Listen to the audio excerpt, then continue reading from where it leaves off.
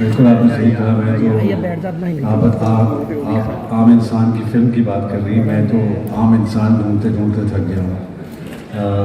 वो जो आम इंसान जो पाकिस्तान से प्यार करता है, किसी सियासी पार्टी से उसका ताल्लुक नहीं है, वो आम इंसान जो एक दूसरे के साथ प्यार मोहब्बत से पेश आता है, गुफ्तगू के आदाब समझता है, लफ्ज़ों का वज़न समझता है, रिश्तों की पहचान समझता है, वो आम आदमी ढूंढते ढूंढते शायद मैं अभी तक इसी तलाश में हूँ। जहाँ तक सिनेमा का ताल्लुक है, मेरे ख्याल में जमहूरियत को भी उसी चीज़ से ख़तरा है जिसको फिल्म से है। तो मेरे ख्याल में वो चीज़ें जो हैं वो जब भी कोई ऐसा हुक्मरान हमारे यहाँ हमारे दरमियान आता है जो हमारी किस्मतों के फ़ैसले करता है और ये फ़ैसला करता है कि हमें क्या देखना है और हमें क्या नहीं देखना, हमें क्या बोलना है और हमें क्या नहीं सुनना और क्या सुनना, तो फिर वो कौन नहीं रहती। तो इन सारी बातों में आज वो आम आदमी के हकूक़ सिर्फ सियासतदानों के नारों में रह गए हैं, चाहे वो किसी चीज़ को इज्जत दो ना दो, वो सारे नारे हैं। जहाँ तक पाकिस्तानी फिल्मों का ताल्लुक है, मेरे ख्याल में इसके साथ एक बहुत ही यतीम बच्चे वाला सलूक शुरू से रहा, ना सिर्फ गवर्नमेंट की तरफ से बल्कि हमारे जो लिटरेरी लोग हैं, वो लोग जो किताब को ज़्यादा अहमियत देते हैं फिल्म से, मुझे लगा कि उनके नज़दीक ये मीडियम जो है वो इतना थॉटफुल नहीं है मेरे ख्याल में। जबकि मेरे अब्बा ने इसी बात पर बहुत सी फिल्में बनाई, चाहे वो फ़लस्तीन के लिए हो, ये ज़रक़ा और अमन, शहीद, फरंगी। तो ये एक ऐसा सिनेमा था जो हमारी एक लिटरेचर की जो जो जो लोग हैं उनको अडैप्ट करना था। अनफॉर्चुनेटली वो इस मीडियम को अडैप्ट नहीं कर सके, इसलिए पाकिस्तान में वो सिनेमा जिसे हम देखना चाहते हैं या जिसमें काम करना चाहते हैं, वो यहाँ पे पनप नहीं सका। बाकी जहाँ तक कॉमन मैन का ताल्लुक था, उसके लिए फिल्म हो ना हो, जमहूरियत हो ना हो, चीनी हो ना हो, बिजली हो ना हो, उसके लिए कब हमने सोचा है। पर एक बहुत ही एक नाजुक के काम होता है कि आप एक थॉट प्रोवोकिंग चीज़, आप एक ऐसी चीज़ जो कि फ़िक्रंगेज़ हो उसको बनाएं, मगर वो एंटरटेनिंग हो, वो आसान फहम हो और हर इंसान तक वो पहुंच सके।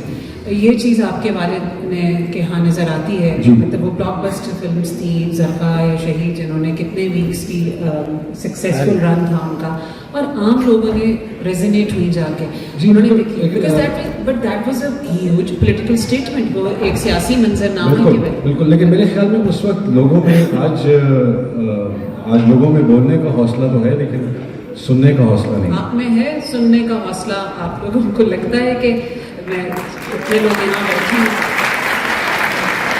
क्योंकि बिल्कुल आपने बात सही की कि जो फिल्म मेकर की जिम्मेदारी है उससे दुगनी तिगनी तो फिल्म देखने वाले की भी। बिल्कुल, मुझे लगता है कि हम तो फिल्म सिनेमा घर तक रखते हैं, उसको अपने घर तक सिनेमा देखने वाला लेके जाता है, उन वैल्यूज़ को, उन बातों को, उन रिश्तों को, उन नातों को, उन डायलॉग्स को, उन गानों को वो गुनगुनाता हुआ घर तक लेके जाता है। तो मुझे लगता है कि ज़्यादा इम्पोर्टेंट फैक्टर जो है वो आवाम का है, जिसके लिए ये सिनेमा बनता है, जिसके लिए जमहूरियत बनती है, जिसके लिए हर चीज़ बनती है। जब तक वो ओन नहीं करेगा अपनी चीज़ों को खुद प्रोटेक्ट नहीं करेगा, तो लोग तो उसके घर की हर ईंट निकाल के ले जाएंगे।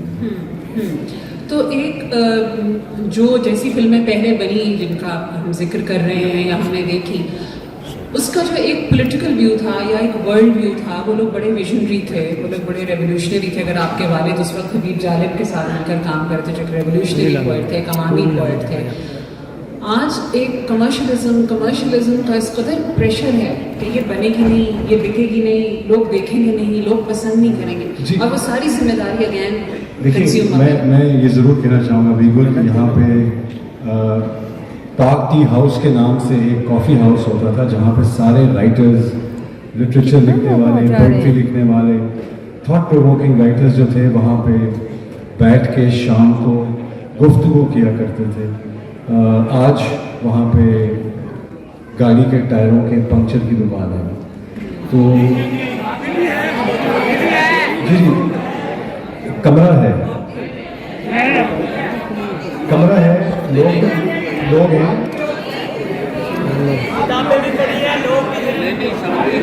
पार्टी हाउस है, लेकिन क्या उसका वो कल्चर अभी तक है? बड़ी खुशहाल कौन से लास्ट आपने? जी जी बिल्कुल, वहाँ पे अब है। चले, मैं माफ़ी चाहता हूँ, मैं फैज साहब की वजह से कहा था कि वो नहीं है जी। अच्छा, चलो मुबारक हो आपको भी और नवाज शरीफ साहब को। मैं सिर्फ कहना चाहूँगा,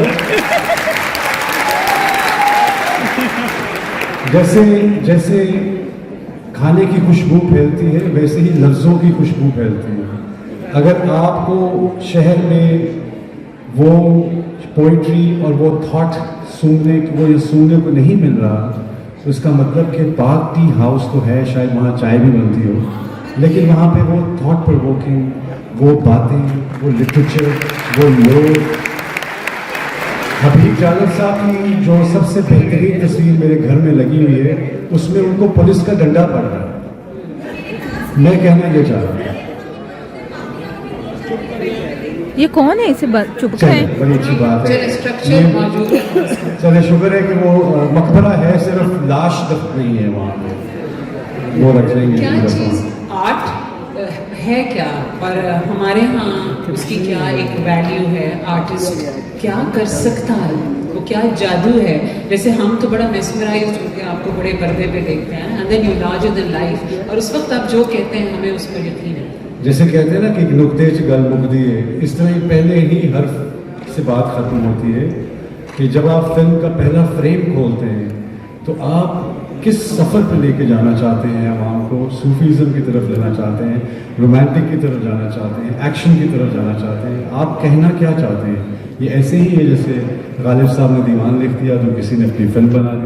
तो मुझे लगता है कि ये एक ऐसा आर्ट है, एक ऐसा मीडियम है जिस पे हमारा बहुत सारा लिटरेचर जो है उसको मुंतकिल होना चाहिए, जो नहीं हो सका।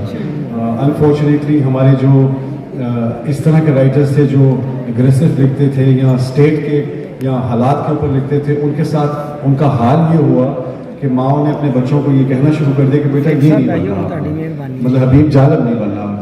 तो मुझे लगा कि वो पौध, वो थॉट, वो चीज़ें वो आहिस्ता आहिस्ता ख़त्म होनी शुरू हो गई और हमारी फिल्म सिर्फ और सिर्फ एंटरटेनमेंट की हद तक रह गई। जिस तरह हर माशरे में हर तरह के लोग होते हैं, इसी तरह फिल्म भी हर तरह की होनी चाहिए। अगर एक आदमी अनपढ़ में और जाहिल में बहुत फ़र्क है, तो एंटरटेनमेंट दोनों के लिए होनी चाहिए, पढ़े लिखे के लिए, अनपढ़ के लिए भी और जाहिल के लिए भी। तो अब इनको जब आप इनके लिए फिल्म बनाते हैं तो आपको उनके IQ के हिसाब से बात करनी पड़ती है। तो बहुत मुश्किल लगता है कि जैसे फैसला को कहा जाए कि वो किसी टांगे वाले के लिए कोई नजर नहीं, क्या टांगे वाला इंसान नहीं, क्या उसको नई सुबह का इंतज़ार नहीं? तो क्या अगर फैसला किसी टांगे वाले के लिए लिखते हैं तो वो क्या लिखेंगे, वही हम बनाते हैं फिल्में बनाने। राइट। तो जो आप डिटोरिएशन हमें नज़र आती है, आपने शुरू किया 16-17 बरस की उम्र, जी 16 साल, 16-17 ईयर्स का एक बच्चा, जो एक बच्चा ही बाहर से आया है जिसका कोई इरादा नहीं है, कोई इरादा नहीं है।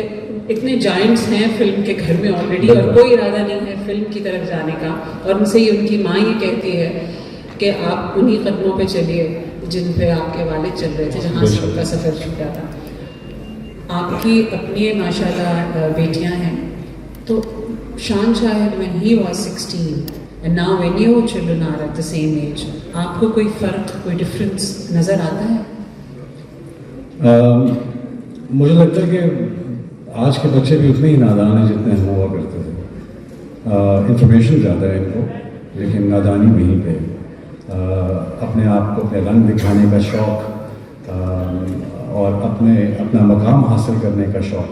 असल में होता ये भी कि यहाँ पे बहुत मुझे फील होता है कई दफ़ा कि हमारी जो विमेन हैं उनको नर्चर नहीं किया जाता बचपन से, उनके टैलेंट्स को या उनकी चीज़ों को। उनकी मेरे ख्याल में वो हम AFC एक दिन का इंतज़ार कर रहे होते हैं जहाँ उनकी शादी फटाफट करें और उनको उनके घर भेजें, क्योंकि nothing against it at all, but I think कि हर इंसान को हक है कि वो अपनी ज़िंदगी, अपने सांस और अपने ख्वाब देख सके और ले सके। आप इजाज़त दे रहे हैं अपनी जी बेटियों बिल्कुल, को? मेरा काम, मेरी जो ड्यूटी है उनके साथ सिर्फ इतनी है कि मैं एक माँ और बाप, जैसे कि मैंने अपनी माँ के रूप में माँ भी देखी और बाप भी देखा, लिहाजा मेरे अंदर ये कैपेसिटी थी कि मैं बाप और माँ इकट्ठा बन सकूँ। तो मुझे ये फील हुआ कि मेरे लिए तो एक ऐसा सफ़र है ये, क्योंकि मैंने औरत को सिर्फ माँ के रूप में ही देखा था, और उन्हीं की नॉलेज, वो जो करती थी, जिस तरह कुर्बानी देती थी, हमारे लिए काम करती थी, या सिंगल पेरेंट जिस तरह उन्होंने छोटी सी कश्ती को लेके वो चली, तो मेरी नज़र में तो औरत का सिर्फ कुर्बानी ही रूप हुआ करता था कि इससे बड़ा और मैं क्या रुतबा दे सकता था। लेकिन जब मेरी वाइफ आई, मेरी सिस्टर, और मेरी जब बेटियां पैदा हुई, तो मुझे हर तरह की औरत के रिश्ते से मुंसलिक होकर उनके बारे में जानने का मौका मिला, जो कि मेरे लिए, मेरे ख्याल में हर मर्द के लिए लाजिम है कि उसकी बेटी ज़रूर होनी चाहिए, क्योंकि आप अपने तमाम तर रिश्ते जो हैं उनसे पहचान लेते हैं। बहुत एक फेमिनिज्म की तहरीक हमें नज़र आती है, जो आखिरकार हमारे मुल्क में भी है। हमारे मीडिया से रिलेटेड बहुत से इश्यूज हैं जिसमें औरतों को अभी भी ये लगता है कि वो इतनी सेफ नहीं है, और जब उसके ख़िलाफ़ आवाज़ उठाती हैं तो उस पर भी उस औरत की ही शामत आती है। आपके नज़दीक क्या चीज़ है फेमिनिज्म? क्योंकि कुछ लोगों का ये भी ख्याल होता है कि फेमिनिस्ट होने के लिए पहले औरत ही होना ज़रूरी है, वरना कोई और फेमिनिस्ट नहीं हो सकता। तो क्या है वो फेमिनिज्म जिसकी बात हो रही है और जिसके खिलाफ भी बेहद बात हो रही है? एक कन्फ्यूजन है बहुत ज़्यादा। जी देखिए, मेरे ख्याल में अल्फाज जो होते हैं वो मायने बयान करते हैं सोच के। हमारे अल्फाजों का चुनाव जो है वो बेहतर होना चाहिए। आज़ादी हासिल करना हर एक का हक है, चाहे वो मर्द हो, औरत हो, या दोनों ना हो। पॉइंट ये है कि अपनी आवाज़ अपने हक में उठाने के लिए ज़रूरी नहीं कि आपको किसी का मुंह बंद करना पड़े। आप अपनी बात इतने खूबसूरत तरीके से पेश कीजिए कि वो एहसास बन के लोगों के साथ चिमट जाए, और फिर वो जोक दर जोक आपके साथ आते जाएंगे। अगर मैं उठते ही ऐसी कॉन्ट्रोवर्शियल बात करूँगा, जो एक social structure, political, social, geo political structure, geo religious political structure के अंदर हम रहते हैं, उसके अंदर दबे पाँव चला जाता है, शोर से नहीं चला जाता। तो क्या करें? बहरहाल एक डिप्रेशन हमारे यहाँ औरत का है, और इसको शिकायत है कि जी मुझ पर मतलब जो एक पेट्रियार्कल सोसाइटी से उनको शिकायत हैं, एक अग्रेसिव मूवमेंट तो बहरहाल ये है। जी बिल्कुल है, मैं ये नहीं कह रहा कि नहीं है, लेकिन कहने का मकसद है जैसे डॉक्टर बच्चे को टीका लगाता है ना, वैसे आप बात करें। ऐसे नहीं होना चाहिए कि आप छुरा मार दें किसी के ऊपर। दिल तो बहुत चाहता है ना। जी जी, आहिस्ता आहिस्ता आहिस्ता आहिस्ता, सिरिंज से शुरू हो, छुरे तक पहुंच जाएंगे। तो मुझे ये फील होता है कि बहुत आहिस्ता, बहुत प्यार से और बहुत ही खूबसूरत, बिकॉज मेरे नज़दीक ये मूवमेंट नहीं है, ये हक है। मुझे लगता है कि ये हासिल होना चाहिए। हर इंसान को अपनी ज़िंदगी का, अपनी तकदीर का फैसला करने का इख्तियार होना चाहिए, अपने ख्वाबों तक पहुंचने का इख्तियार होना चाहिए, अपने ख्वाब देखने का, उनको बुनने का, उनको सोचने का, उसको मौका मिलना चाहिए। आज़ादी सही मायनों में यही है। सिर्फ यही नहीं है कि यहाँ पे किसी क्लब के बाहर लिखा हो कि यहाँ पे फ़लाँ लोग नहीं अंदर आ सकते या फ़लाँ लोग अंदर नहीं आ सकते। आज़ादी सिर्फ इस चीज़ का नाम नहीं है। आज़ादी आपकी शख्सियत और उसके गिर्द जितना दायरा है, आपके अंदर जो सोच है, आपके अंदर जो दुनिया में बसता है, उसको उजागर करना या अपने अंदर देखना या उसके सफ़र पर निकलना बहुत ज़रूरी है। अगर कोई चीज़ आपको रोकती है उस तरफ जाने से, तो वो हकीकी आज़ादी नहीं है। थोड़ा सा अब आपके काम की तरफ भी आते हैं कि मैंने एक दफ़ा, मैं और शान, हमने ज़रा सा मुख्तसर ही सफ़र इसी शहर में किया, तो मैंने इनका स्टारडम महसूस किया। कि एक चाय बनाने वाले से लेकर एक दरवाज़ा खोलने वाले तक या कोई और लोग जो वहाँ पर मौजूद थे, उनका आपको पहचानना, मोहब्बत का इजहार करना, वो तब मुझे लगा कि ओके, तो ये होता है स्टारडम और ये होता है रियल स्टार जो मैंने देखा। बात तो बुलंदी से शुरू हुई थी, बहुत कम उम्री में शुरू हुई, और उसके बाद बहुत मुझे चांद चाहिए, गान्स एंड रोजेस, बिल्कुल एक और तरह की आइडियोलॉजी, और चलते चलते बात पंजाबी फिल्मों तक आई। और एक बहुत बड़ा चंक है वो पंजाबी फिल्मों का, जिसको शायद आपने बहुत अरसे तक संभाले रखा आफ्टर सुल्तान राही साहब। वो कैसा सफ़र था? देखिए, मुझे लगता है कि हर फनकार के साथ एक कलंदर और एक बंदर होना ज़रूरी है।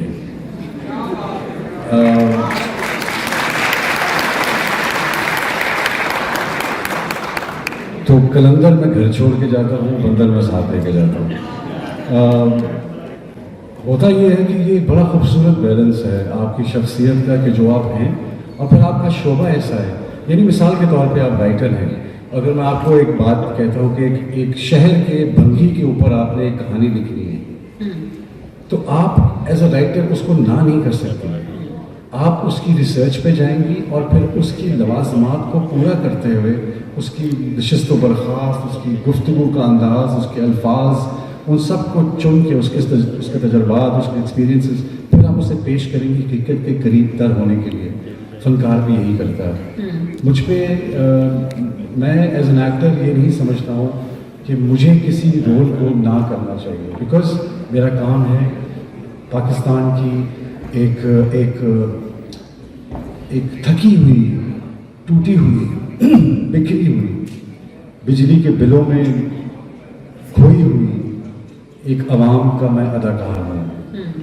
मुझे अगर इनको 10 मिनट के लिए भी रिलीफ दे सकता हूँ मैं, इस बात से नहीं कि वो कितना पढ़ा लिखा है या उसके पास कितना पैसा है या कितनी गाड़ियाँ हैं उसके पास, मुझे ये फील होता है कि मेरे पे ये लाजम है कि मैं अपने काम के फ़र्ज़ में किसी को ना नहीं कर सकता, इसलिए कि उसका हक है एंटरटेनमेंट का, चाहे वो मेरे थ्रू ले, चाहे वो भाई साहब के थ्रू ले।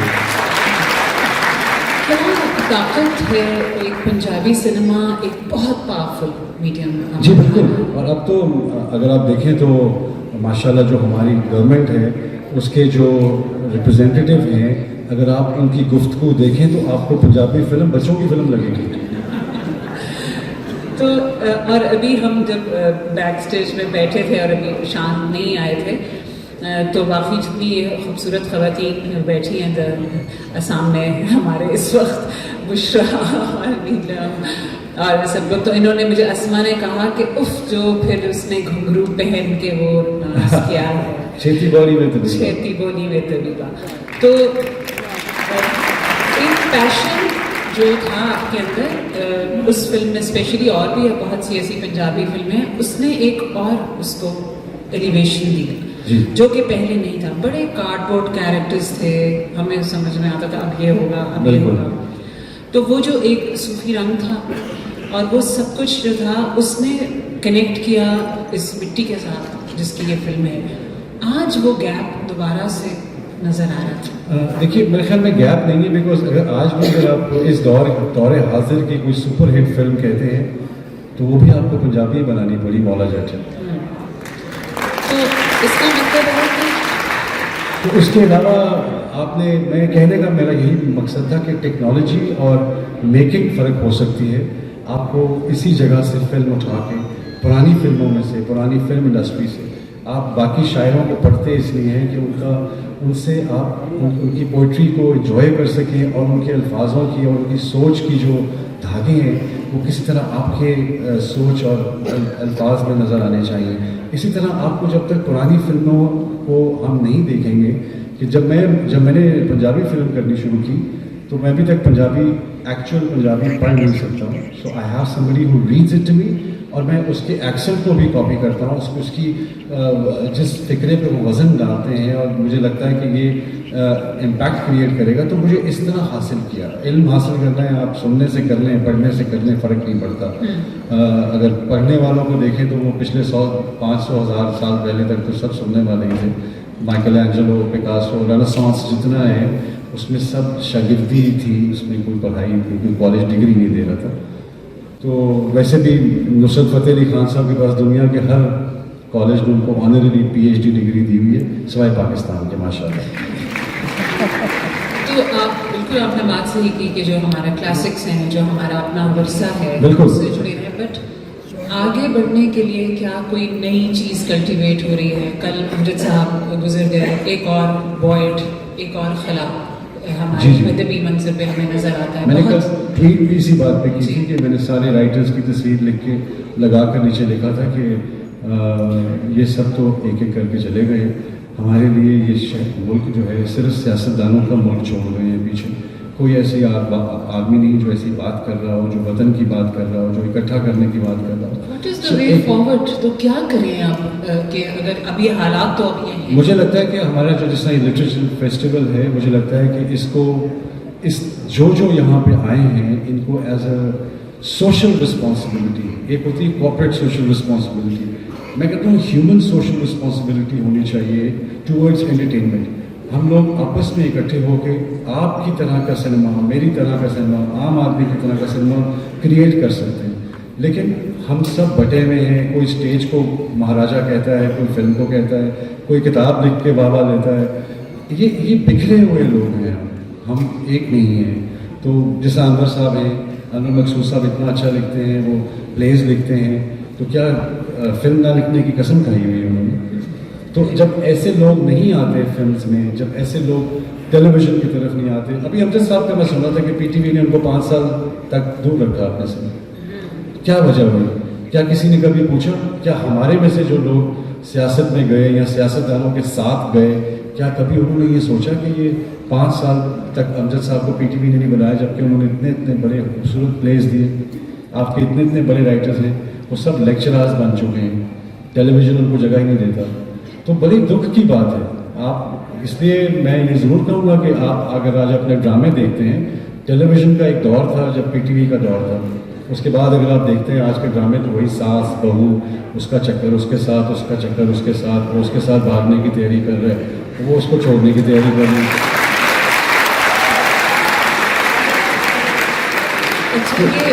अब ये बड़ा एक बहुत दिलचस्प है, बहुत दिलचस्प ये दुखती रख भी। अभी मैं और बुशरा बैक स्टेज ये बात कर रहे थे कि जितनी तालियों की आवाज़ आई, मुझे ये बहुत अच्छी बात लगी, लेकिन एक प्रॉब्लम बहुत ज़्यादा जो फेस कर रहा है टेलीविज़न एज ए मीडियम, वो ये है कि जिन चीज़ों का, जिन सब्जेक्ट्स का आपने जिक्र किया, वो ह्यूज TRPs और ह्यूज रेटिंग्स लेकर आते हैं, वो सबसे ज़्यादा बिजनेस करते हैं। और कहा यह जाता है कि देखने वाले यही देखना चाहते हैं। अब यहाँ तकरीबन सब देखने वाले मौजूद हैं, तो अगर ये नहीं देखना चाहते तो फिर एक बहुत बड़ी शायद ये कहना चाह रहा हूँ कि मैंने आज तक टेलीविज़न क्यों नहीं किया। ये कौन है? इनको ये बहुत चुप से कराएं। लोग मुझसे पूछते हैं, हमेशा बात अवॉइड करके निकल जाता हूँ, लेकिन आज मैं आपको बता देता हूँ। देखिए, टेलीविज़न फिल्म से बड़ी रिस्पॉन्सिबिलिटी है। टेलीविज़न आपके घरों में रहता है, फिल्म आप किसी के घर में आकर देखते हैं। टेलीविज़न आपके स्क्रीन्स पे रहता है 24 आवर्स, आपको कांस्टेंट इंफॉर्मेशन देता है। एंटरटेनमेंट में वो वैल्यूज़ क्रिएट करता है, एंटरटेनमेंट में वो बातें क्रिएट करता है, आइडियाज़ क्रिएट करता है। तो जब मैंने टेलीविज़न का रुझान देखा, उसके स्क्रिप्ट देखे, तो मैंने कहा ये वाली रिस्पॉन्सिबिलिटी, जिस तरह मैंने जब जियो का एक शो किया इंफोटेनमेंट के नाम से, तो मुझे लगा कि यार फिल्मों में तो पैसे मिलते हैं झूठ बोलने के, यहाँ पे पैसे भी मिल रहे हैं लेकिन झूठ नहीं बोलना। तो बड़ा मुश्किल लगा मुझे ये एंकरिंग का सफ़र, इसलिए कि वहाँ पे सच, आपका किरदार कनेक्ट होता है आवाम के साथ और उसे अपना आप देना पड़ता है। तो मुझे लगा कि टेलीविज़न की एक बहुत ह्यूज रिस्पॉन्सिबिलिटी है जो वो फुलफिल नहीं कर रहा। देखिए, बिल्कुल ठीक कहते हैं, ज़िंदगी तो गुजर ही जाती है। आप काम की खातिर कि मुझे ड्रामे ज़्यादा मिल जाएं या मुझे काम ज़्यादा मिल जाए, मैं ज़्यादा पैसे कमा लूँ, इसकी खातिर बिल्कुल ठीक है। Everybody has a right to do what they want to do, but there is a responsibility that we all have. हम आज तक इतने सारे मिल के, एक सेठ ने 4 चैनल बना लिए, एक एक्टर एक चैनल नहीं बना सका। क्या वजह है? इसलिए कि एक ही नहीं है हम आपस में। हम आपस में सारे इकट्ठे हो, हम अपना चैनल लॉन्च करें एंटरटेनमेंट का। Why don't we do it? आज के दौर में आप अपना यूट्यूब चैनल नहीं खोल, हम 5 लाख रुपया लेके पहुंच जाते हैं शॉर्ट फिल्म करने, अपनी शॉर्ट फिल्म नहीं क्रिएट करते। सो हमें भी बिकने की आदत है, हमें अपने आप को खरीदना पड़ेगा अपने आप से कुछ लम्हों के लिए, और उसमें कुछ काम ऐसा करना पड़ेगा जो बुनियाद रखेगा अगले फ्यूचर की, आने वाली नस्लों के लिए। हम सिर्फ और सिर्फ हर रोज़ की तरह, जिस तरह आजकल वक्त इतना तेज़ हो गया है, मुझे कल कोई पूछा था कि यार 1 घंटा इतनी जल्दी गुजर जाता है। मैंने कहा 1 घंटे का भी 1000 रुपये का हाल हो गया, वो 1000 का भी पता नहीं चलता और घंटे का भी पता नहीं चलता। ये राइट, बिल्कुल। हम बहुत इंस्टीट्यूशंस को ब्लेम करते हैं आसपास में, ब्लेम कर देना बहुत आसान होता है, लेकिन एक ज़ाती